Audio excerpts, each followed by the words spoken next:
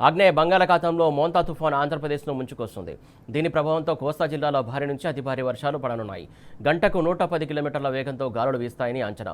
ప్రజలు అత్యవసరమైతే తప్ప బయటకు రావద్దని ఐఎండీ అలర్ట్ మెసేజ్ ఇచ్చింది. గడిచిన 6 గంటల్లో గంటకు 13 కిలోమీటర్ల వేగంతో కదిలినటువంటి తీవ్ర తుఫాను ఇవాళ రాత్రికి కాకినాడ సమీపంలో తీరం దాటనుందని అంచనా వేస్తున్నారు. ఈ ప్రభావంతో రాబోయే 4 రోజులు తెలంగాణలోని పలు జిల్లాల్లో భారీ నుంచి అతి భారీ వర్షాలు పడొచ్చని ఐఎండీ హెచ్చరించింది. ఇవాళ పెద్దపల్లి, వరంగల్, భద్రాద్రి కొత్తగూడెం, ఖమ్మం జిల్లాలో భారీ వర్షాలు నమోదయ్యే అవకాశం ఉంది. రేపు ఆదిలాబాద్, మంచిర్యాల, కరీంనగర్, వరంగల్, మహబూబాబాద్ ప్రాంతాల్లో భారీ వర్షాలు పడతాయని అంచనా. అటు రాష్ట్రంలో కురుస్తున్నటువంటి అకాల వర్షానికి అన్నదాత ఆగమవుతున్నాడు. భద్రాద్రి కొత్తగూడెం జిల్లా ఇల్లందు వ్యవసాయ మార్కెట్ పరిధిలో ఆరబోసిన మొక్కజొన్న తడిచి ముద్దయింది. తడిచినటువంటి మొక్కలను ప్రభుత్వమే కొనుగోలు చేయాలని ఇల్లందు మండల రైతులు డిమాండ్ చేస్తున్నారు. అధికారుల నిర్లక్ష్యం వల్లే 6 కాలం కష్టపడి పండించినటువంటి పంట కళ్ల ముందే వర్షపు నీటిలో కొట్టుకుపోయిందని రైతులు కన్నీరు మున్నీరవుతున్నారు.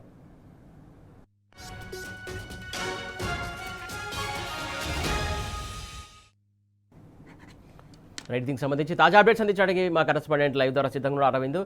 చెప్పండి, అసలు మొత్తానికి ఏదైతే వెదర్ కావచ్చు, ధాన్యం కావచ్చు, మొత్తానికి ఎక్కడెక్కడ తడిసి ముద్దవుతున్నటువంటి సిచ్యువేషన్ మనం చూస్తున్నాం. దీనికి సంబంధించి తాజా అప్డేట్స్ ఏంటి?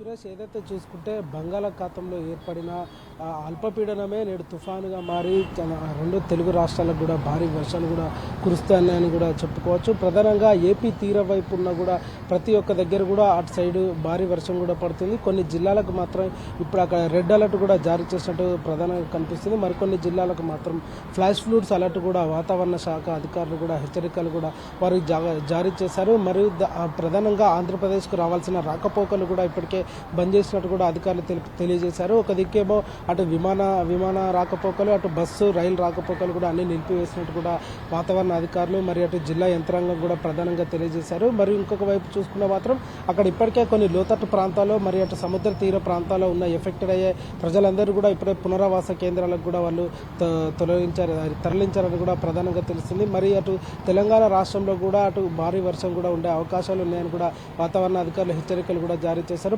ప్రధానంగా చూసుకుంటే తెలంగాణలో 3 జిల్లాలకు మాత్రం ఇప్పటికే రెడ్ అలర్ట్ కూడా జారీ చేశారు.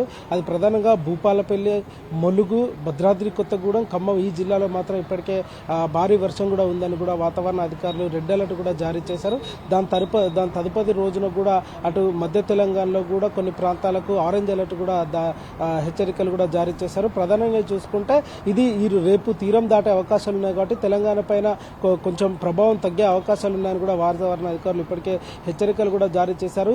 ఈ అకాల వర్షానికి కారణంగా ఏదైతే తుఫాన్గా ఏర్పడిన దాని కారణంగా కూడా ఊర్లలో, పల్లెల్లో కూడా ఏదైతే రైతులు మొక్కజొన్న పంటను కూడా రోడ్ల మీద ఆరబోసారో అవి పూర్తిగా వర్షానికి నానిపోయి తడిసిపోయి ముద్దయి కూడా వరద నీరు కూడా కొట్టుకుపోవడం జరిగింది. ప్రజలు కూడా అటు రైతులు కానీ ప్రజలు కానీ తీవ్రంగా ఇబ్బందులకు గురయ్యే అవకాశాలు ఉన్నాయి. ఒక దిక్కు భారీ వర్ష సూచన ఉందని కూడా రాష్ట్ర ప్రభుత్వం ఎలాంటి హెచ్చరికలు లేకపోవడం, అంటే గ్రామ స్థాయిలో ఉన్న ఏదైతే వ్యవసాయ అధికారులు కూడా రైతులకు కానీ ఎలాంటి సూచన లేకపోవడమే ఈ తప్పిదం జరిగిందంటూ ఇప్పటికే వాళ్ళు తీవ్రంగా ఆగ్రహం వ్యక్తం చేస్తున్నారు. మరోవైపు కూడా తెలంగాణలో రానున్న 3 రోజుల పాటు కూడా ఇదే భారీ వర్షం కూడా ఉండే అవకాశాలు ఉన్నాయని కూడా వాతావరణ అధికారులు ఇప్పటికే హెచ్చరికలు కూడా జారీ చేశారు. ప్రధానంగా ఏదైతే ఈ మోంతా తుఫాన్ ఉందో ఆ మోంతా తుఫాన్ ఎఫెక్ట్ ప్రధానంగా ఈశాన్య, అటు ఉత్తర జిల్లాలకు కూడా తీవ్రంగా ఎఫెక్ట్ అయ్యే అవకాశాలు ఉందని కూడా తెలుస్తుంది. అటు ఆదిలాబాద్లో, ఆసిఫాబాద్, నిర్మల్ జిల్లాలో కూడా ఎఫెక్ట్ ఉంటుంది. మరి ఈశాన్య తెలంగాణలో కూడా 4 జిల్లాలకు కూడా రెడ్ అలర్ట్ కూడా జారీ చేశారు. ఏదేమైనప్పటికీ రానున్న 3 రోజుల పాటు కూడా తెలంగాణలో ఇదే వర్షం కొనసాగుతుంది. అటు ఆంధ్రప్రదేశ్లో కూడా రానున్న 5 రోజుల పాటు కూడా ఇదే భారీ వర్షం కూడా కొనసాగే అవకాశాలు ఉన్నాయని కూడా వాతావరణ అధికారులు ఇప్పటికే హెచ్చరికలు కూడా జారీ చేశారు. ప్రధానంగా సెంట్రల్ జోన్ కూడా హైదరాబాద్ చూసుకుంటే మేఘాకృత వాతావరణం అయి ఉంటుంది. దీని ప్రభావం కూడా తెలంగాణ రాష్ట్రంపై ఎక్కువ రోజులు కూడా ఉండదు, కేవలం 2 రోజులు మాత్రమే ఉంటుందని కూడా వాతావరణ అధికారులు తెలియజేశారు. Suresh, thank you Ravi.